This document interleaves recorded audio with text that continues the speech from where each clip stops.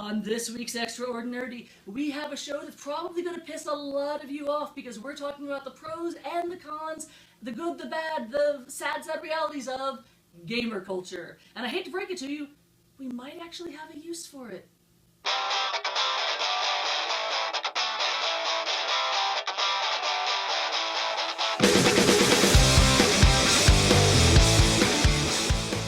Alright, gentlemen, gamer culture. Let's get ready for some trolls here, because I know we're going to get attacked. Comments. Down in the comments.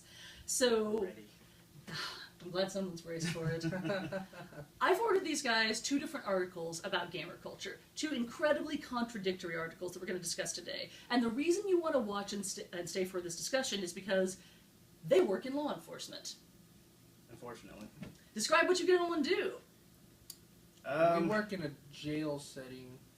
Which means babysitting grown men, essentially. The reason that I consider this important is, golly gee, there's all kinds of reputations when it comes to console gamers, the things they're doing in life now, the consequences of it, and these guys have some really interesting things to say about it. So, I'm going to do the setup, and then we're mostly going to let them go crazy with it. The 2 different articles. Article number 1 was from Freakonomics.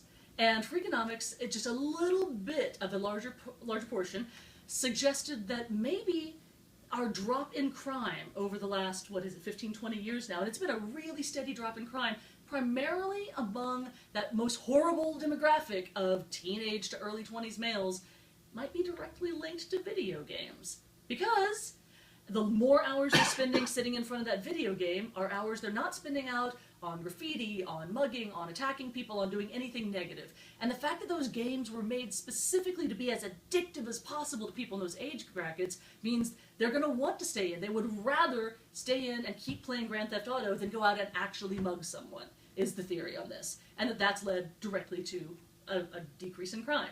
Controversial theory.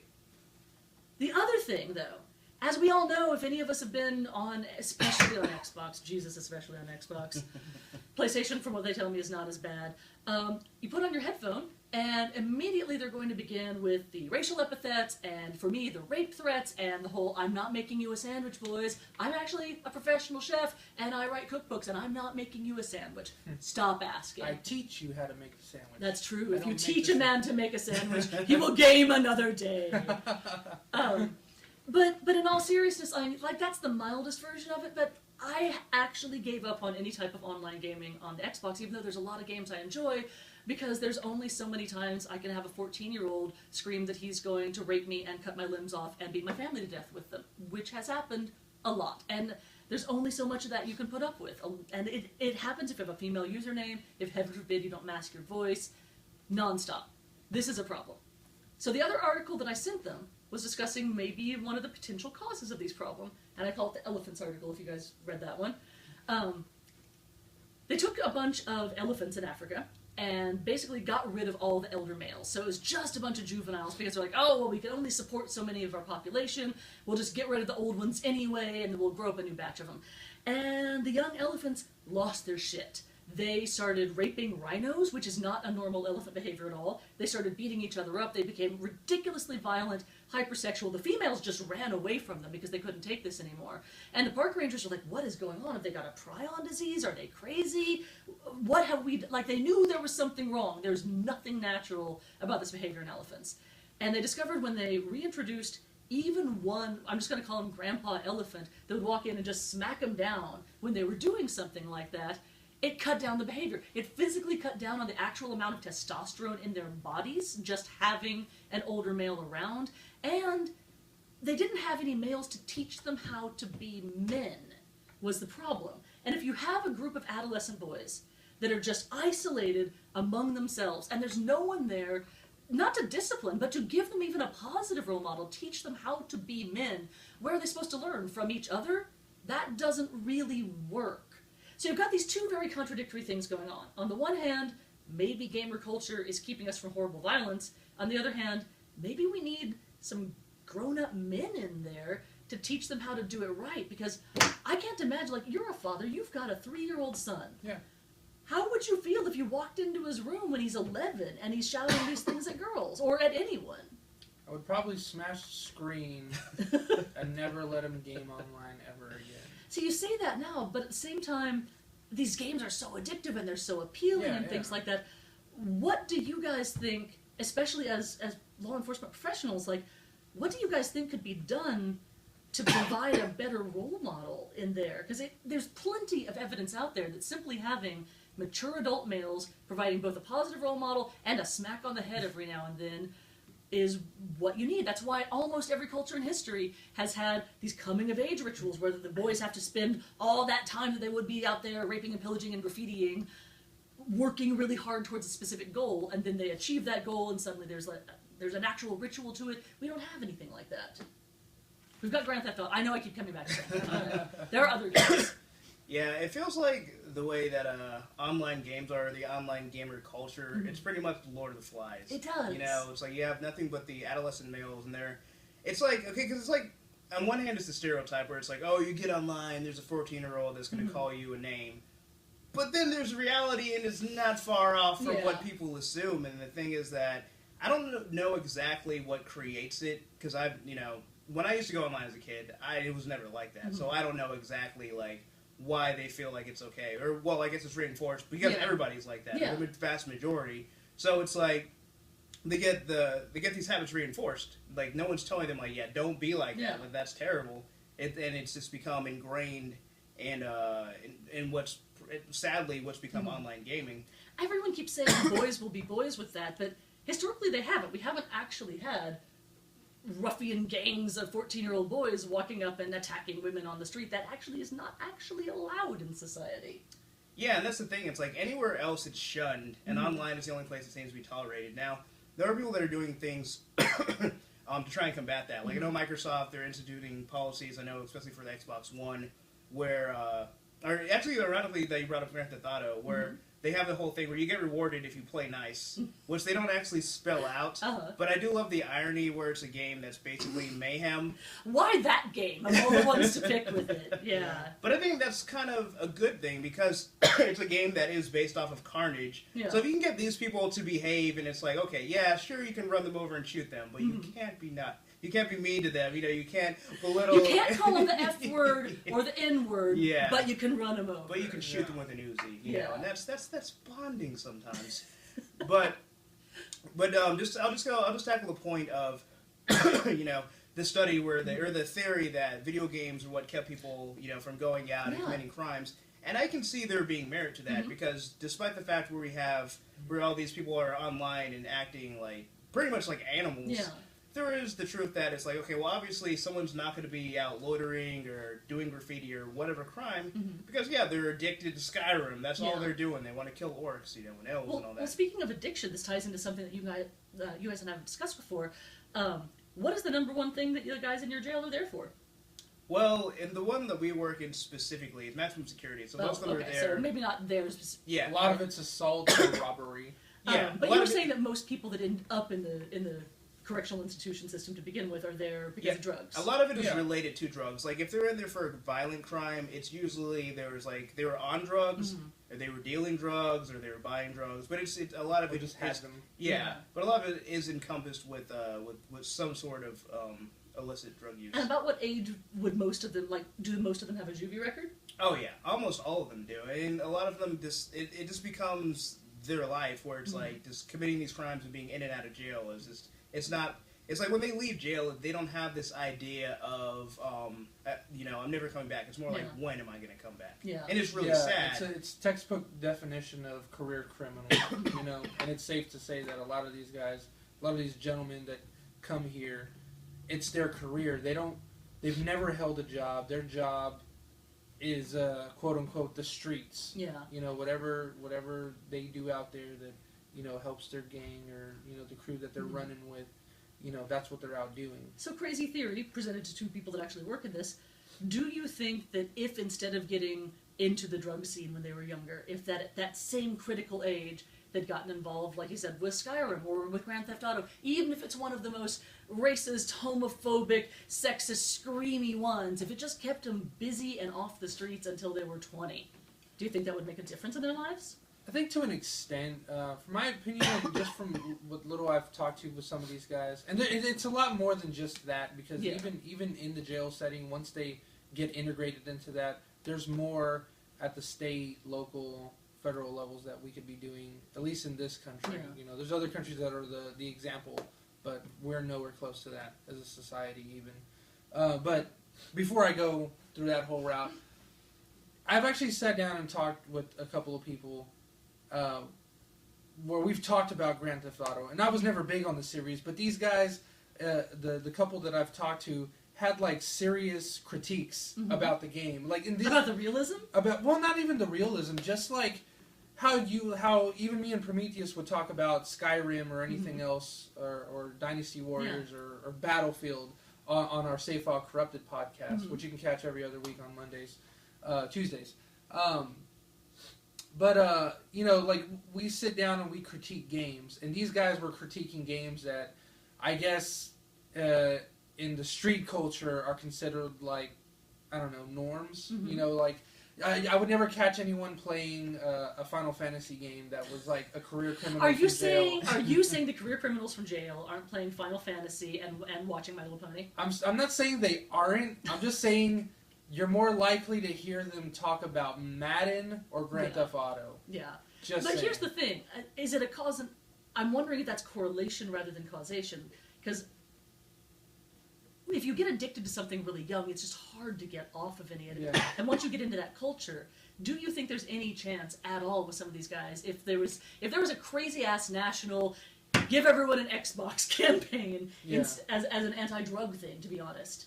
Yeah. Maybe if they got into that instead of into this other culture, would that make a difference? I think it would make a difference. And just to quickly wrap up my point before I stop making sense, these guys, the two games that they play, you know, they would play Madden, they would play an NBA game, or they would play GTA, because in the street culture, that's kind of like what's widely acceptable. Yeah. Because, you know, they play football, or they'll watch football. Yeah. Everybody watches football, Yeah. you know, and street culture, thug culture, isn't any different from, you know, the Sunday rituals your parents probably had, or normal parents probably had, you know, when you were a kid, or even now, you know, Super Bowl parties and all that stuff. But you know, the norm for them was playing GTA, and they all play GTA. Anybody, if you talk about Skyrim, they probably won't know.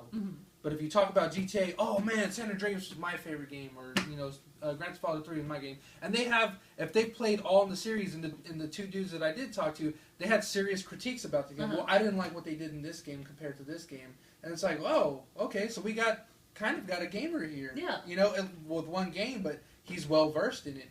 And just think that if they would have stayed in video games, or at least, you know, that occupied their time as opposed to being out in the streets and being influenced by, or, you know, having bad influences, you know, they would have more critiques, and maybe they would have played a Tales of game, or a Final Fantasy game, or a Dynasty Warriors game, or anything out there, Call of Duty or Battlefield, and they would have serious critiques about that, and may have leaned towards a gamer lifestyle, or a more geek chic culture lifestyle, and would have strived to, even if they didn't strive to get out of their poor situation, but it's still like strive to be better for themselves, while maybe even trying to better their community. Yeah. You know? Like, well, getting out of poverty is a whole separate issue. Yeah, it's it is. ridiculously difficult. And but it's being hard poor is not the same as ending up a criminal, because most poor people don't. Yeah. Hate to break it to you, Republicans. But man, I found that such a fascinating concept with the Freakonomics thing, that if you find a different addictive behavior, because especially for the ones that aren't with the violent crime, especially for the people that got in there because they, you know, just started doing drugs because they were young and bored, and hey, at least you can't afford to do anything else, and some of the drugs aren't that expensive, so What's a funny thing that I actually heard today, where somebody was talking about, it was actually Brian Posehn, a comedian, that he was on a local radio station that I was listening to, and they were talking about, you know, a couple of dead comedians, Greg Giraldo and Mitch Hedberg, and how it's hard to foresee those kind of things happening. And then they touched on Philip Seymour Hoffman, and he was like, and then the radio host was like, you know, you wouldn't, you know, his was so shocking when you heard Greg Giraldo, you know, who was a personal friend of Brian Posehn's, as they were talking about this. He was talking about, I was still really bummed out and depressed when he died, but, you know, we knew that guy, and so it was kind of like, well, when it happened, it was like, oh, well, it was bound to happen. There was nothing that we could really do. We tried, but at the same time, it was still sad. But it's like, the way he lived his life, we kind of knew was coming. Whereas with Philip Seymour Hoffman, no one expected that of him. Yeah. And he seemed to have died just suddenly. And, oh my God, this guy was doing heroin. And the host brings up, that you would think that he wouldn't have time for drugs because he's always busy and doing these projects. And you would think he'd be spending that time doing research. And Brian Posehn says, well, on the contrary, a lot of my actor buddies is like, I won't go into details because a lot of them do utilize drugs. And I'm not going to throw their dirty laundry out there, but there's a lot of downtime between movies. And they're trying to find, even if they're making millions on a movie, or the ones that he knows, they're dying to find more work. Oh, yeah. And when there's because it's like being a contractor. Yeah. Like, you never know when your next paycheck's coming. Exactly. Until you find a gig. And it's good money for the 6 months that you're doing it. And then there's the rest of the year. Yeah, exactly. And so if you make $50K for 6 months and don't work for 6 months, well, you've averaged $50K for a whole year, and you may or may not have balanced that out for the whole rest of the year. Yeah, as a contractor, I understand this a lot. Yeah, so even if you're making... Tying in with Philip Seymour Hoffman, though, one of the things that I understand often from Cracked.com articles about heroin addiction in particular is, A, you don't really realize you're addicted until you go to withdrawal. Like, you can go months on it and not have any of those symptoms, then all of a sudden, boom, there you are. Yeah. And B, even once you're off it, I'm blanking on his name. Russell Brand had a really touching article recently talking about how he's been clean for 10 years, and every single day he has to make himself not go have heroin because once it's in your brain that way, it is a literal daily struggle, no matter how successful you are. Yeah. And so it just makes me feel like I don't really feel like anybody gets started on these things because they're like a bad person or because they're looking for a lifelong addiction. If you could find other things to fill that void, video games might be that thing. Yeah, I was actually, I have an uncle who likes to talk a lot, so some stuff I take with a grain of salt, other things I don't. But he was talking about an article he had read, which he didn't link to me, but he was saying, when you play video games, because he thought I was playing too much, he's like, when you play video games, it entices the same little things in your brain as when you do... Releases the same dopamine and serotonin, Yeah. Like, okay, so you probably are familiar with that type of research. Yeah, it sparks the same thing, signals in your brain. That's why I was saying that it's literally addictive. Well, not literally. It is figuratively addictive. It's a slippery slope. There still needs a lot more objective research to happen. Well, the reason that I say figuratively addictive instead of literally is because, it doesn't matter if it's something like Madden for the people that are into football, or because I'm a history buff, like, man, I refer to Civilization 5 as time travel, and I know that's an older game, but I love me some world builders, because if I've got a flu, if whatever he's got decides to migrate over to me just in time for South by Southwest, I can sit there and the one more turnness of it, just one more turn, I look down and it's Tuesday. And I feel like a lot of the really good console games are the exact same way. Yeah. Heck, even going back as far as like Fable 2, you're like, oh my goodness, I've got to go find that person and make them marry me in Fable. And that is something you can actually put down. If you walk away from it, yes, you're going to be thinking about it, but you're not chemically addicted to it. Yeah. It's just something that you want to do because it releases more reward circuits in your brain than what you're doing, filing your TPS reports. Yeah, and Sony and Xbox have done their research. That's why we have things like achievements and trophies, because people know if there's incentive to keep playing the game, you will keep playing. So, and there's even games that have in-game incentives that you don't get trophies for, that you still strive to get. Like, there might be a trophy that you get on PSN for making, an Uncharted getting 50 kills with a sniper, 50 headshots with a sniper rifle. But in-game, you'll get rewarded, 10 grand to buy, or 10,000 points if you get 20 of those on the way to the trophy. So, controversial suggestion here. If you got it, here's for both of you, if you have a family where they're really worried about their kid getting into something violent, they're already starting to hang out with the wrong people, 10, 11, 12 years old, should they go buy them a console and a stack of games? That's kind of how I feel on the subject, because I was kind of thinking... and not lecture with it, not like, I want you to play these games instead of joining that game. Just leave it in the room and see what happens. I think the whole thing is, there's kind of the idea that, idle hands are tools of the devil. Yeah. And if you take it out of, like, the video game concept, or context, if you look at something like boxing, like there's boxers who say like boxing saved my life. Yeah. Like if I weren't in boxing, I'd be out committing crimes and doing all this other stuff. And it's because it's a skill. It's something that you have to work at every day.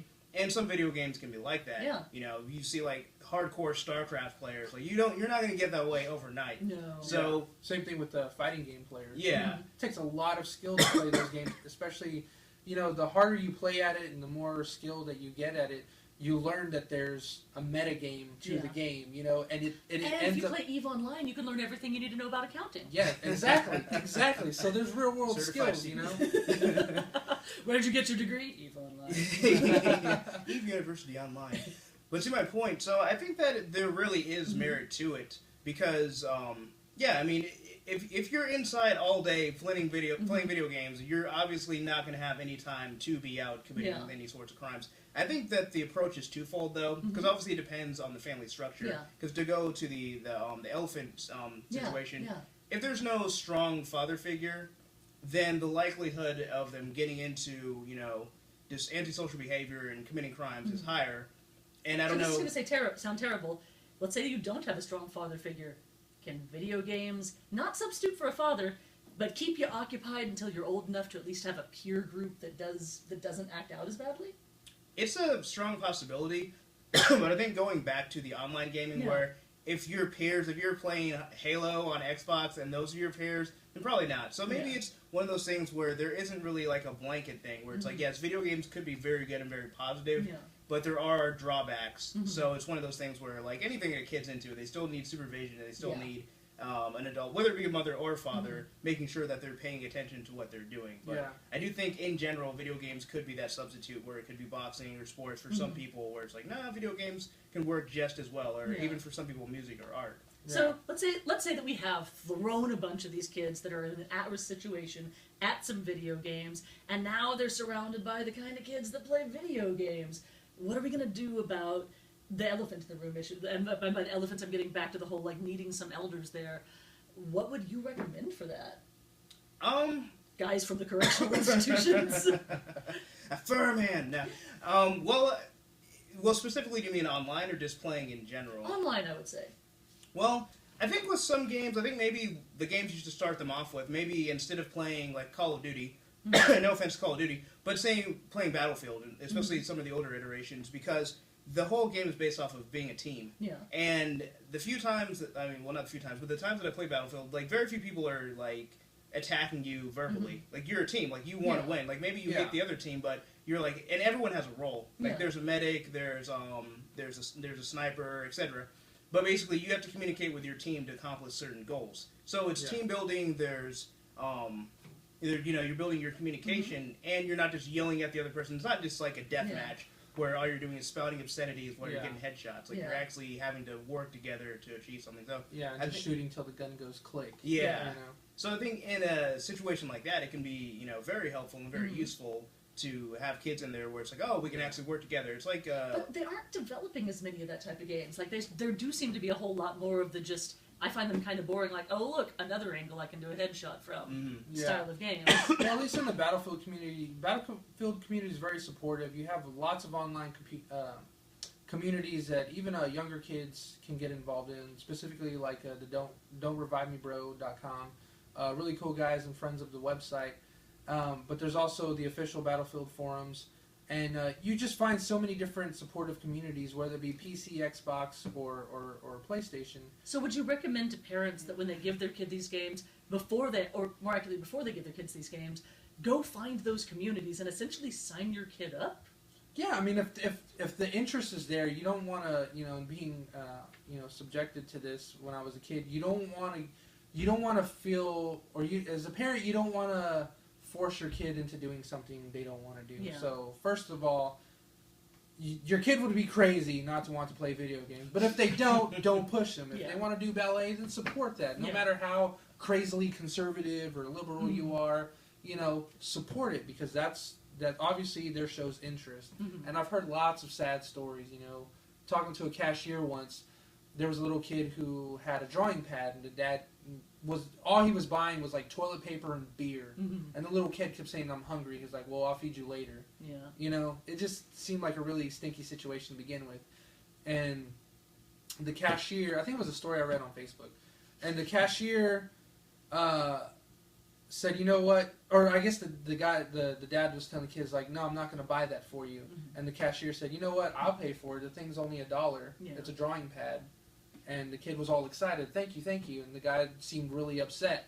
And so, cashes the guy out, they leave. And so the cashier feels confident and happy that, they were able to help, even though the guy was kind of being a deadbeat jerk. Yeah.